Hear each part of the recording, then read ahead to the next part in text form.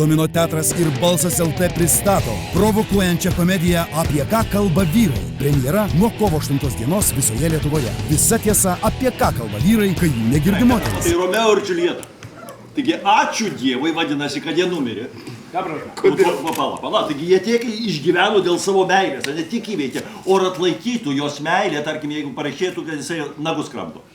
Arba raugė, alaus prigėrė. Taip sėdėt namie, į dėdus iš vis nežiūrėt, pats suprantu, kad nesąmonė, tik nusispjaut man į tai kalę, paleistuvę iki manęs su visais dariais iš liundra.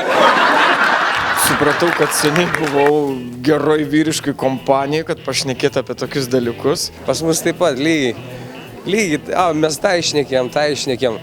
Nors, va šitos temos dar nebuvom palėti. Daugiau niekada nevalgysi šakutę ir galvoju, pavelniu viską.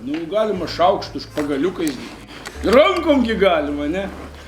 Bet tavo pasakyta negalima ir iš karto užsimanai būtent šakutę. Vienintelis spektaklis, kuriame tiek daug šneka ir man jisai patiko.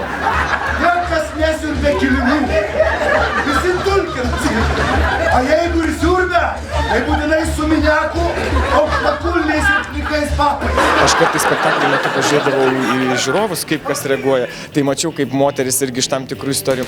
Taip, čia mums taip buvo, jo, čia taip. Moterim, kurios nori vyrus iš arčiau pažinti, tai rastų ką pasižiūrėti. Sunku kažką įžvelgti giliau į paslėptą, nes viskas patikima tiesiog atvirai, taip kaip ir yra. Ilgos šokoladinės kojos, pirštai ploni, a jis jai taip taukšt. No. Ir atkeršė visom bobom vienam asmenį.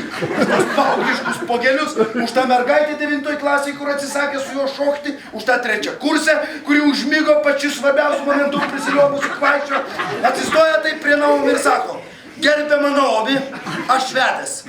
Prašom eiti savo kambarį. Man patiko 2 dalykai, kurie dabar pas mus kažkaip tai retai būna, kad patys vyrai gali iš savęs pasijuokti. Ir kitas dalykas, kad tai labai aktualu, kad tai labai gyvenimiškai ir labai būdinga šitam laikui.